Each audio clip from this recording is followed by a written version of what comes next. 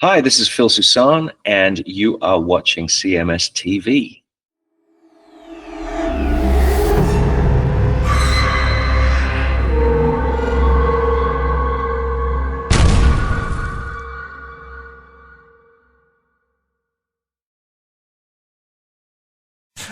All right, dude. Well, it's been a few weeks, and our good friend Wheezy, who always is on top of shit, right? And always, we're not. He's always looking out for us.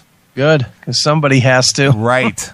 Well, before we get into that, I don't even want to get into that first, but right. I played some of the new Anthrax, the latest Anthrax, I should say, because it's not so new anymore. Okay. But I am not an Anthrax fan. I did like the John Bush era, not a big Joey era fan. We've had Joey on the show several times. I like him. We hooked him up with our good friend Jack Frost. Right. And I like that connection. But as far as the Anthrax era with Joey, not a fan. Okay. But the whole worship music CD, smoked. I love it. Smoked. I love it. Yep. So I played some worship music there, but apparently, the drummer for Anthrax, Charlie Benante, is that how you say his name? Mm-hmm. He and his wife have had some domestic problems. So I've heard. Apparently, Charlie has got his ass kicked by his wife. How embarrassing is that?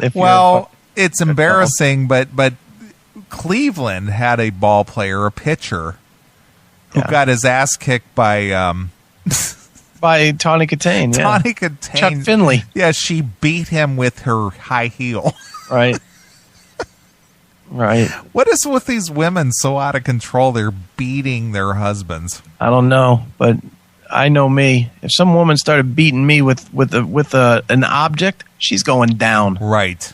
You know, it's one thing if a woman pushes you or something, you don't fucking rear back and belt her. Right. But if they start using keys or shoes or whatever, you know what? You got to fucking defend yourself.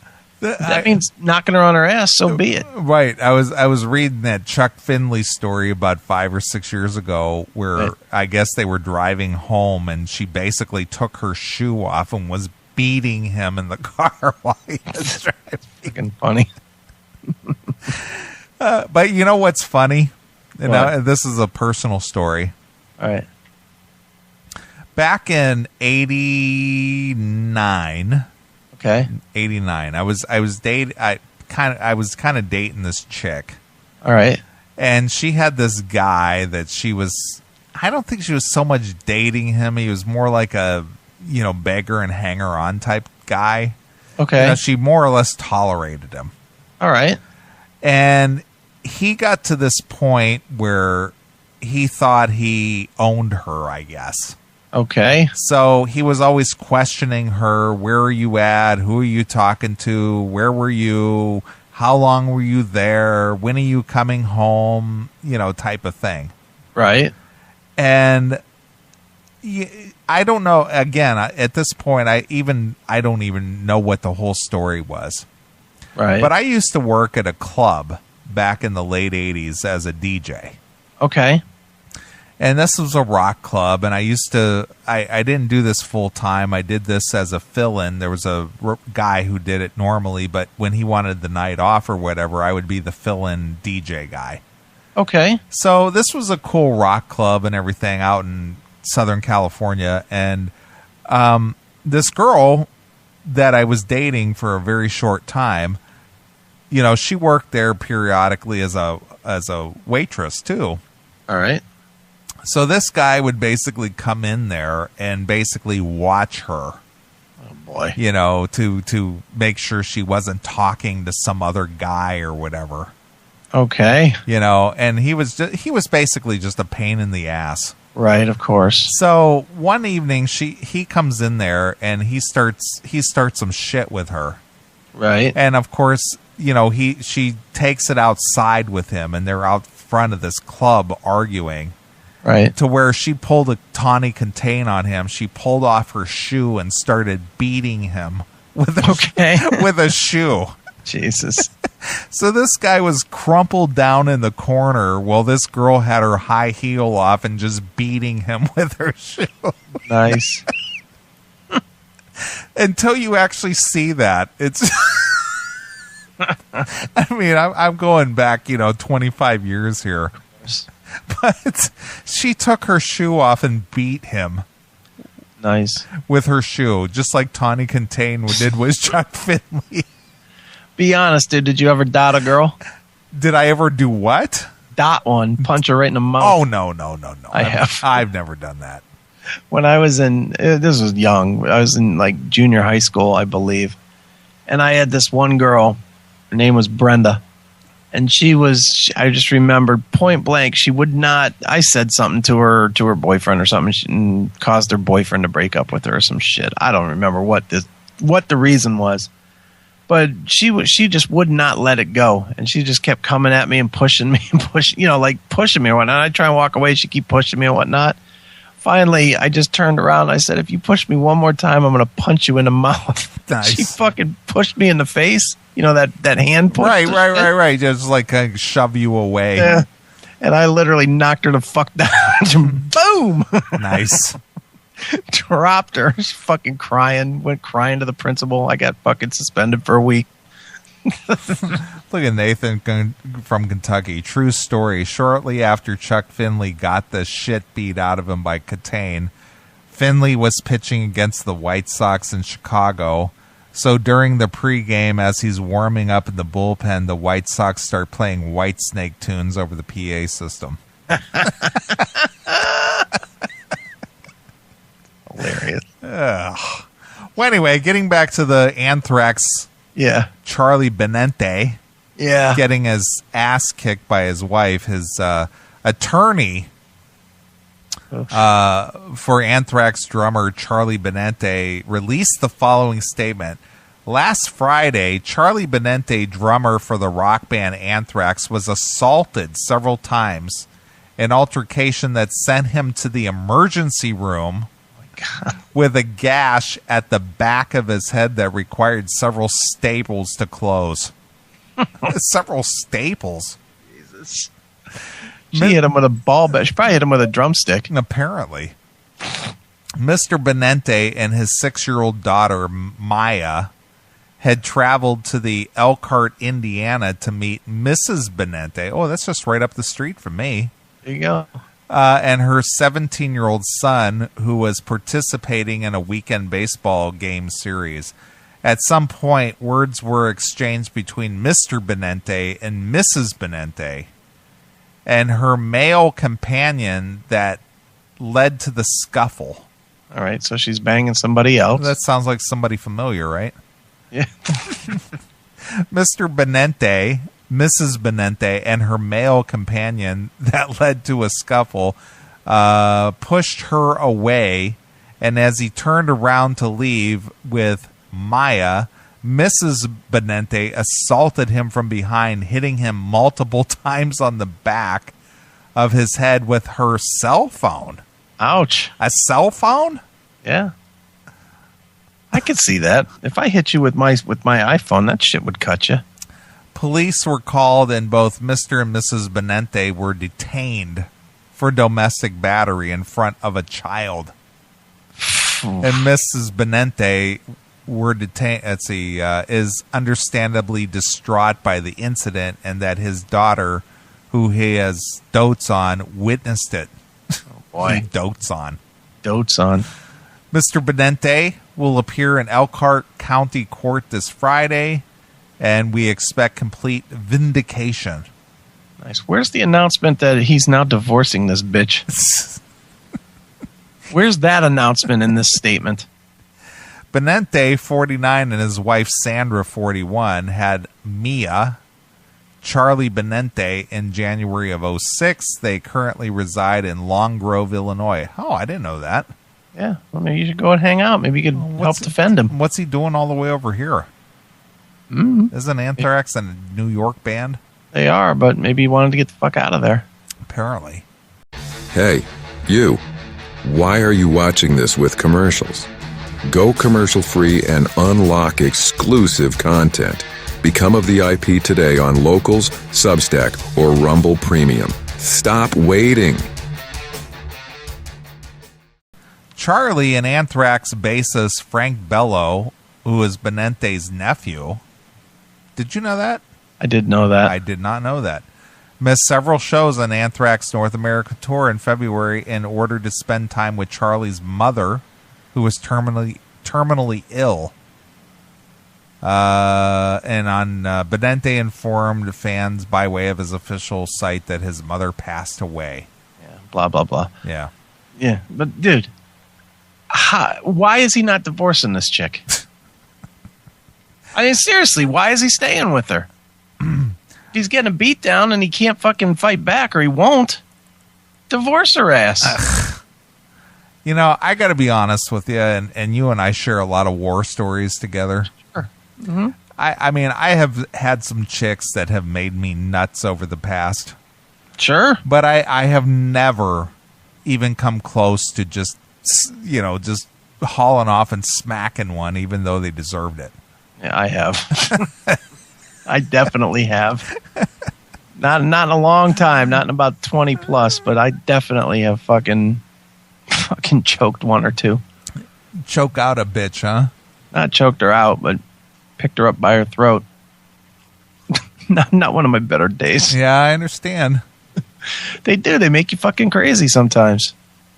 You know, but you can't do it. You can't do it. And believe me, I'm certainly not proud of the fact that I have done that, but I get it. I get where it can happen, and sure. It's not cool. But you know, in this kind of a situation, if he's not going to belt her, and he's not gonna, and he's literally getting physically injured, he's got to get the fuck out of there. You know, I mean, that's just all there is to it. He's got to get the fuck out of there. Forget trying to make it work for the kid and all that. That's fucking stupid. You know, get out of there before you end up waking up with a fucking knife on your balls. Look at MOL. Moral of the story, sometimes bitches get stitches. Jeez. Don't you think, though, dude? Eventually he's going to wake up with a knife or a gun in his face or something. I'm going to tell a true story. Go ahead. Now that you brought that up. All right. When I was young and foolish, okay, in my very early 20s, all right, I was married. Okay. That was the first and last right. for me. For sure. So the wife and I were married for close to 3 years. Okay. And it just wasn't working out. Right. So we had already discussed and decided that we were going to call it a day. Okay. Well, during our separation time, or when we were discussing, going our separate ways. Right. Now, were you still living with her? Or were you I was still living with her. Still living with her. Okay. But it was just because we were, yeah, look at evil Batman. Damn, that was 40 years ago. During that time, yeah, there was a girl. I didn't go out with her, didn't date her, didn't exchange phone numbers, nothing. Right, nothing, sure. Just somebody that I knew. Okay. Just spoke with. Right. She looked me up in the phone book one day. This was back when there was before cell phones and everybody actually had a home phone and you were listed in the phone book and all this and that. Okay. Okay. This girl calls me out of the blue. Okay. Just out of the blue. Didn't ask her to, didn't give her my phone number, nothing. Right, okay. The wife, whom I already had an agreement with to split up, answered the phone. Oh, boy. So the girl says she's looking for me. Right. So she's just like, hold on a minute. So she hands the phone to me. Well, even though she and I had agreed to already split up and we already agreed to what we were going to do, and it was just literally a matter of weeks before we were, separated. Right. She's freaking out. See, I knew you were fucking around on me. I knew you were doing this and I knew you were doing that. But to me, this was like a complete surprise. Right. And the girl's just like, is this not a cool time to call? And I'm just like, and mind you, it's 11 o'clock on a Friday night. Right, of course. And I'm just like, what's up? Oh, I just wanted to talk to you, but if this isn't cool, I understand, blah, blah, blah. Right. Didn't mean to call you like this, whatever. Right, sure. So the soon-to-be ex-wife, she goes in and gets on the other extension, gets on the phone, and starts yelling at this girl. Who the hell do you think you are calling here at this time of the night to talk to my husband? Right. That's nice. And of course it's, are you married? That whole thing, which of course that was never even discussed because this was a very, very extremely casual situation. Right. Sure. And it's just, and of course, you don't know what to do at this point. Right. So you're just like, listen, I can explain, right? That never goes over well. Never mind, click. Yeah. So she comes storming back into the room. See, I knew you were fucking around on me, and I knew you were just being an asshole, and yada, yada, yada, whatever. Right. So she goes into the bedroom, slams the door. It's late. I fall asleep on the couch. Right. The light is still on. About an hour later, I wake up because I see a shadow coming across my face. Okay.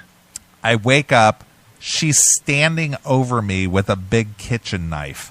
Jesus Christ. This is a true story. She's standing over me with a kitchen knife. Okay. And she says, "Don't you fall asleep, you son of a bitch, because if you do, I'm going to get you." Fuck that. Okay, I'm out of here. See ya. Bye-bye. And she goes back into the bedroom and slams the door and locks it. Please tell me that you left like 5 minutes later. No, I didn't leave, but I didn't go to sleep the rest of the night. Fuck that. I'd have been gone. Gone and calling the police from whatever payphone I could find. But that is a true story. Jesus, dude. I always had fears of that. Like when me and the ex would have really bad fights, I always feared that I would wake up to a knife or a gun or some shit, but thankfully that never happened. So that is a true story. At 23 years old, I'm waking up on the couch with this psycho bitch standing over top of me with a big kitchen knife. Why? And again, the answer before I even asked the question is because you were young and stupid. But why in the hell would you stay there even that night? I wouldn't have stayed another minute. How could you even trust that she wouldn't come at you while you were awake with the knife? That's true. I guess I never thought through that far. But again, it's look at Killer and sound weep. Psycho. Nice. But you know what? That cured me of ever the thought of, having some kind of a marital relationship again. Right. Oof, I guess. Jesus Christ. So that was, I was divorced by 23 years old, and here I'm 48. So, 25 years later. Right. Wow. Damn, Neeley is 63 now. Whatever happened to her? Did she become a butcher or something?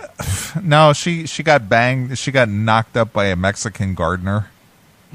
That's a true story. Wow. So when was the last time you had contact with her? That was like after she was already like 8 months pregnant, and basically her dad had to come rescue her. Oh, boy. Because this Mexican gardener that she got knocked up by basically would lock her out of the house during the day because he was afraid she was going to like take off with her stuff and leave him. Holy shit. I'm serious. Wow.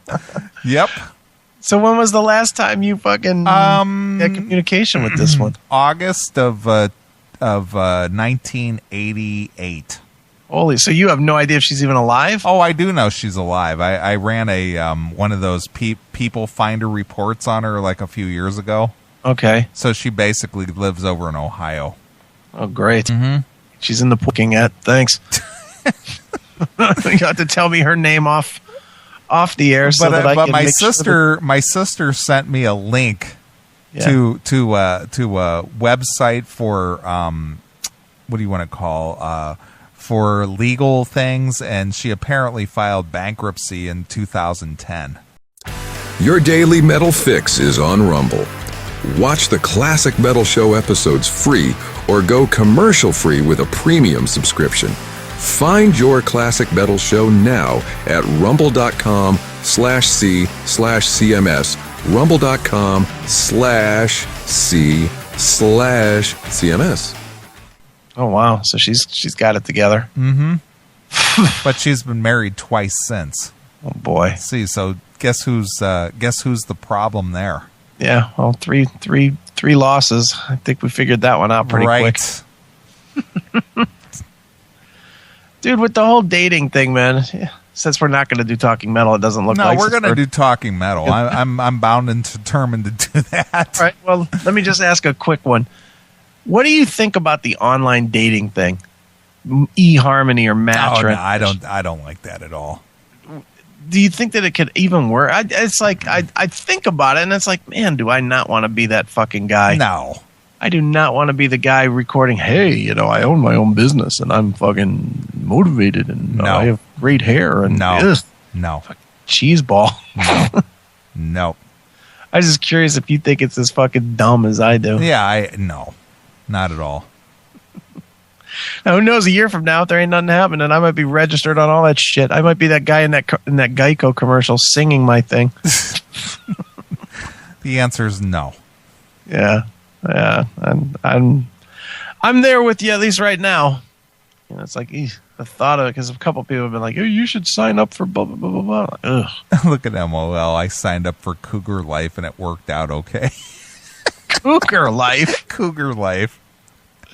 Nice. Some chicks who just want the dick. See, I wouldn't mind signing up for that then. Sure. Well, give me your account number. Nice. All right, let's knock out some Talking Metal and wrap up the night. What do you think? I'm in. I'm in for it too. I've been waiting actually. Look at this Christian mingle. Thank you. I want to get laid. Thank you. Well, that's the whole guise of it, dude. It's the name just throws it off. Yeah. Please, the name and all the girls that sign up that are actually, trying to tote the book. And that's the truth. They're all just trying to tote the girls are all trying to tote the book, and the guys are pretending that they're Christians, trying to bang themselves a chick that isn't worn out. Absolutely. They're looking for a tight pussy, so they go to christianmingle.com instead of fucking Cougar Life. Right. Come on. That's absolutely true. I know. It's a joke. Look at evil Batman. Damn, Chris, I know a lot of fat chicks who need some dick at my school. What? What the hell? SexyBlackSingles.com. That's for you, Chris. Jesus. Chris wants anal.com. Chris wants anal.com. Jeez, oh man. Can I bring up nothing without me getting thrown into the barrel on this fucking show anymore? No. Damn, man. I'm not going to talk about my real life anymore. Fuck this. That's funny. Well, I've actually shared more with you this show than I have, for real life. I know, ever. Because, man, I'm telling you.